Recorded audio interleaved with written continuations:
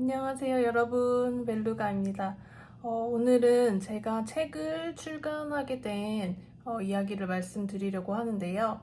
제가 책을 출간 계약을 했을 때가 한 브런치 구독자 한 110분 정도였는데, 그렇게 브런치 구독자가 많지 않았음에도 불구하고 책 출간을 할 수 있었던 방법을 알려드리려고 합니다. 먼저 저는 예전부터 제 이야기를 책으로 내보고 싶다는 생각을 했었는데, 그 꿈에 조금 더 다가가기 위해서 브런치에 글을 쓰기 시작을 했고요. 그렇게 좀 글도 계속 쌓이다 보니까 구독자분들도 점점 늘어나게 됐고, 조회수도 조금 나름대로 잘 나온다고 생각이 돼서 자신감이 생기더라고요. 그래서 브런치에 있는 글들로 출판사에 투고 메일을 보내기 시작했습니다. 먼저 투고 메일을 보낼 때 출판사를 리스트업을 했는데요. 교보문고나 예스24 같은 곳에 들어가서 자기계발이나 에세이 베스트 순으로 해서 나오는 출판사를 먼저 리스트업을 했고, 일단 보내는 출판사가 많으면 많을수록 좋을 것 같다고 생각을 해서 서점에 가서 자기계발이나 에세이 코너에 가서 제가 내려고 하는 책과 약간 결이 비슷한 또는 뭐 잘 맞을 것 같은 책을 보고 이제 뒤에 있는 그 메일 주소를 출판사 메일 주소를 적어 왔거든요. 그렇게 해서 이제 리스트업을 하니까 한 150군데 정도 출판사가 리스트업이 됐고, 그 출판사들의 메일로 원고 투고를 했습니다. 메일을 보낼 때에는 그 내용에 나는 어떤 사람인지, 그리고 대략적인 목차는 어떻게 되는지, 또 어떤 글을 실을 것인지, 그리고 예상 독자는 누구인지, 그리고 왜 책을 내려고 하는지 등을 간단하게 적어서 보냈고요. 그리고 브런치에서 조회수가 많이 나왔던 글의 화면을 캡처해갖고 이만큼 조회수가 잘 나온다 하고 어필을 했습니다. 그래서 메일을 보내자마자 자동 응답으로 원고 검토에 시간이 걸리니까 답변이 없어도 양해해달라는 그런 메일이 온 것도 많았고요. 아니면 며칠 후에 기아의 원고는 본 출판사와 맞지 않아서 진행이 어려울 것 같다라는 식의 거절 답변도 많이 받았습니다.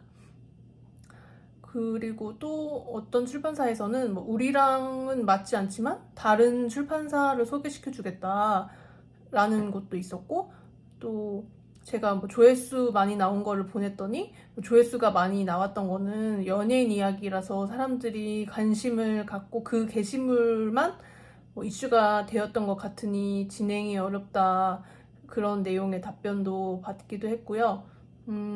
그래서 처음에 거절 메일을 받았을 때는 왜 거절하지? 내가 쓴 내용 정말 재미있는데 왜 거절할까? 라는 생각이 들었는데,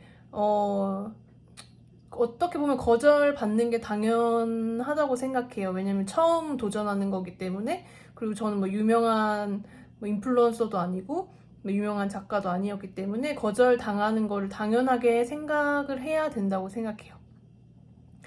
그러던 와중에 한 출판사에서 미팅을 하자고 저한테 연락이 왔었거든요. 그래서 저는 딱 연락을 받고 이게 되네? 라고 생각을 했었어요, 처음으로.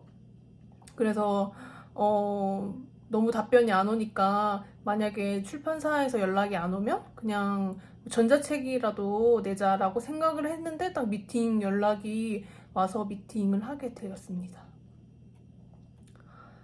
이게 미팅에 나가서는 출판사 대표님과 편집자님, 저 이렇게 세 분이 만났는데, 일단 출판사 측에서는 제가 쓰려는 책에 대한 관심이 있었고, 그리고 미팅에서는 제가 어떤 사람인지, 그리고 왜 책을 내려고 하는지 좀 자세히 알고 싶어서 미팅을 요청을 하셨더라고요. 그래서 그때 굉장히 많은 말을 주고받았고, 그때 주고받은 이야기 덕분에 제 글을 쓰는데 굉장히 큰 도움이 되었고요. 왜냐면은 그 원고를 투고했을 때 메일을 지금 다시 보니까 정말 왜 이렇게 보냈지? 라고 생각할 정도로 굉장히 허접한 메일이었는데 그걸 보고 알아봐 주셔서 정말 감사한 마음이었고요. 그 미팅 때 이야기를 많이 나눈 덕분에 제가 뭐 연예기획사에서 어떤 일을 했고 뭐 왜 그만뒀고 또 왜 책을 쓰려고 하는지에 대해서 책을 쓰기 전에 다시 한번 이렇게 쭉 훑어보고 되돌아보는 계기가 되었어요. 그래서 그 미팅 때에는 출판사 측에서 이제 브런치에 있는 글들은 약간 책으로 내기에는 아직 부족하니까 책으로 좀 엮을 수 있도록 목차도 다시 짜보고 내용도 더 추가해서 보내줄 수 있냐고 요청을 하셔가지고 제가 다시 한 번 더 쓰게 되었습니다.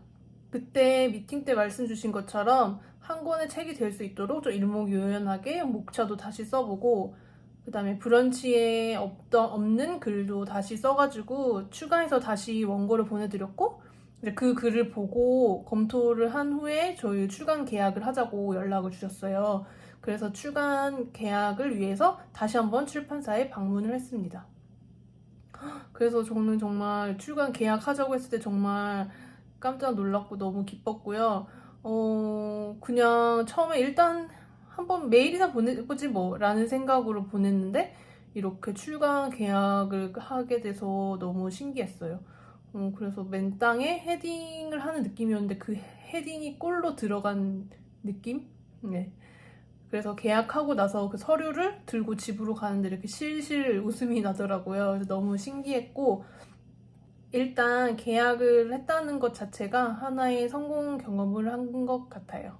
그리고 나서 이제 원고를 전달을 해야 되는데 원래 1차 원고 전달이 1월 말까지였는데 제가 글이 너무 안 써지고 진도가 안 나가서 그 전에 한번 제가 따로 요청을 드려서 편집자님과 미팅을 한 번 더 했는데요.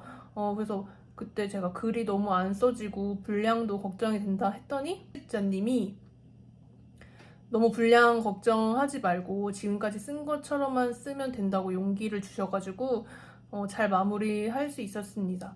1차로 보낸 원고에 있는 내용은 일단 세워놓은 목차에 있는 내용과 프롤로그, 뭐 에필로그를 넣었고 그 다음에 중간중간에 사진이 들어갔으면 하는 부분에는 또 제가 찍어놓은 사진을 넣었고요.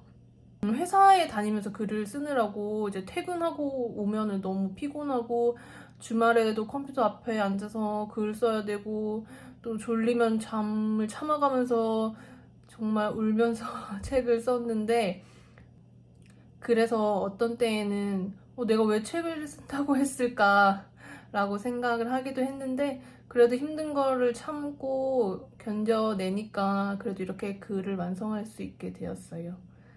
이제 제가 1차 원고를 넘겼고 이제 교정을 몇 번 보고 이렇게 주고받고 이제 수정을 하고 진행을 하면은 이제 5월 정도에 출간 예정이라고 하시더라고요. 그래서 5월에 빨리 책이 나와서 여러분들께 소개해 드릴 수 있었으면 좋겠고요. 저처럼 이제 구독자도 많지 않고 뭐 책을 써본 적이 없는 분들이라고 할지라도 좀 도전을 해보시면 저처럼 이렇게 계약을 하게 되는 날이 올 수도 있거든요. 그래서 먼저 제일 중요한 거는 거절을 두려워하지 않고 투고해보는 게 가장 중요한 것 같아요. 왜냐면 그게 시작이기 때문에 그게 가장 중요한 것 같고 만약에 출판사에서 연락이 없다고 하더라도 전자책이나 요즘은 자비 출판도 많이 하기 때문에 다양한 방법이 있으니까 일단 도전해 보시면 좋을 것 같고 좀 준비가 필요하다고 생각되시면 브런치나 블로그나 뭐 인스타그램에 글을 조금씩 업로드해서 꾸준히 업로드해 보시면은 좀 더 출간할 수 있는 길에 다가갈 수 있다고 생각합니다. 그럼 다음 영상에서 만나요. 안녕.